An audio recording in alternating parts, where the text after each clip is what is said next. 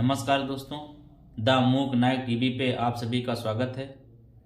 जैसा कि आजकल चर्चा का विषय बना हुआ है, सुप्रीम कोर्ट और एसबीआई बैंक को लेकर जो इलेक्टोरल बॉन्ड है उस पर दोस्तों जो हमारे देश की न्यायपालिका है वो कितनी मजबूत है, कितनी निष्पक्ष है, समय समय पर वह अपने निर्णयों के द्वारा ये बता देती है। और जो हमारे देश की आम जनता पब्लिक है उसके अंदर जो न्यायपालिका के प्रति विश्वास है उसको बढ़ा देती है। और यही हुआ है इस समय कुछ आने वाले फैसलों में जो सुप्रीम कोर्ट ने दिए हैं, उससे जनता का विश्वास न्यायपालिका के प्रति बढ़ गया है और मजबूत हो गया है। क्योंकि जब लोगों की सभी जगहों से सारी अपेक्षाएं खत्म हो जाती हैं तो लोग कहते हैं कि हमको यहाँ से न्याय नहीं मिला, लेकिन मैं आपको कोर्ट में, न्यायालय में देख लूँगा। क्योंकि न्यायालय के प्रति, कोर्ट के प्रति जो लोगों की भावना है, जो विश्वास है, वो अभी भी अडिग है। वो जानता है मुझे कहीं से न्याय मिले ना मिले, लेकिन जब मैं न्यायालय में जाऊँगा तो मुझे पूरा विश्वास है कि मुझे न्याय मिलेगा। और इसका उदाहरण पेश होता रहता है किसी ना किसी केस में। यही हुआ है इलेक्टोरल जो बॉन्ड जारी हो रहे थे, जो सरकार की व्यवस्था हुई थी चंदा लेने की, सरकार ने व्यवस्था की थी राजनीतिक पार्टियों को चंदा वसूलने की। उसमें जब ये इलेक्टोरल बॉन्ड का केस सुप्रीम कोर्ट में पहुंचा और इस पे बहस चली तो सुप्रीम कोर्ट ने आदेश दिया एसबीआई को कि अब तक जितने भी लोग जिस भी पार्टी को चंदा दे चुके हैं उसकी एक लिस्ट जारी करे एसबीआई बैंक और बताए कि किसको कितना चंदा मिला है, किस कंपनी ने, किस आदमी ने, किस व्यक्ति ने किस पार्टी को कितना चंदा दिया है।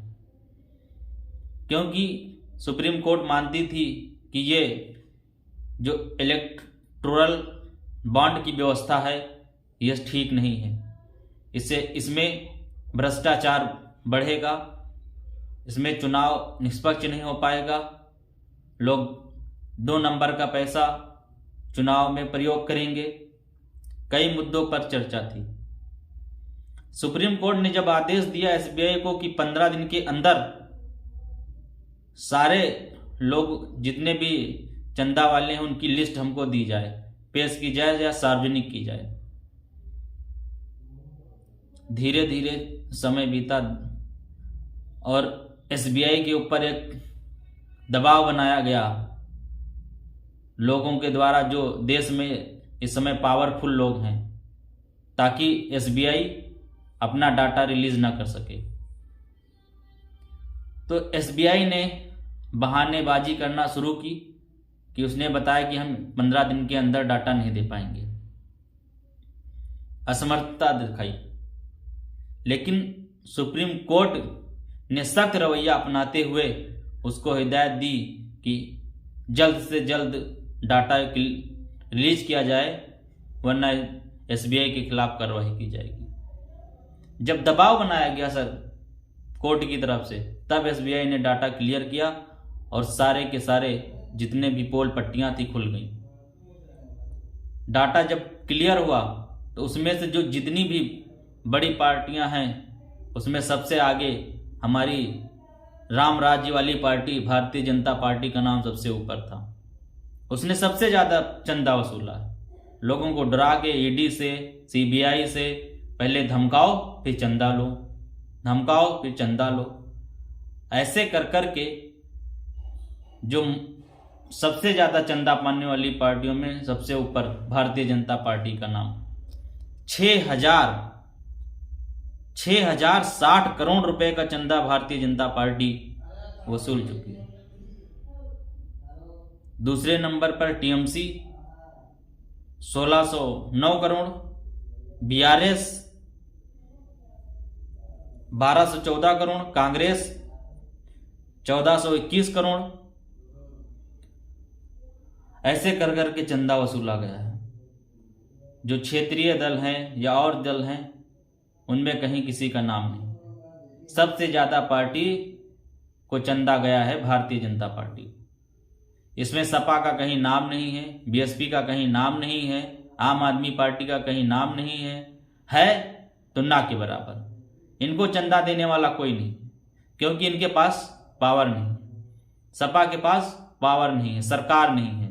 बीएसपी के पास पावर नहीं है, सरकार नहीं है, तो इनको चंदा कौन देगा। और भारतीय जनता पार्टी अपने पावर का इस्तेमाल करके पहले ईडी सीबीआई भेजो फिर चंदा लो।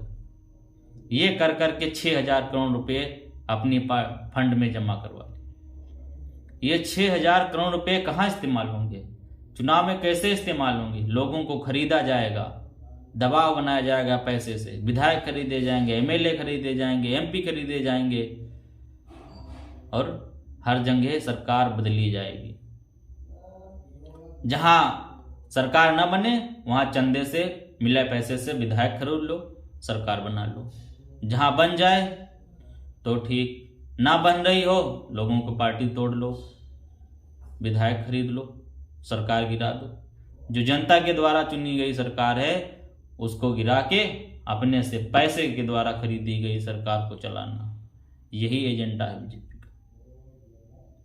तो दोस्तों, दूध का दूध और पानी का पानी हो गया है कि ये एसबीआई बैंक पर किसका दबाव था कि डाटा ना जारी किया जाए, लेकिन जब सुप्रीम कोर्ट का डंडा चला तो दूध का दूध और पानी का पानी हो गया।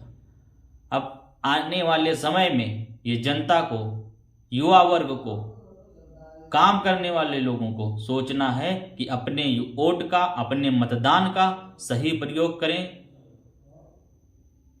ताकि खुद को और देश को और संविधान को लूटने से बचाया जा सके। बस यही बातें कहनी थी।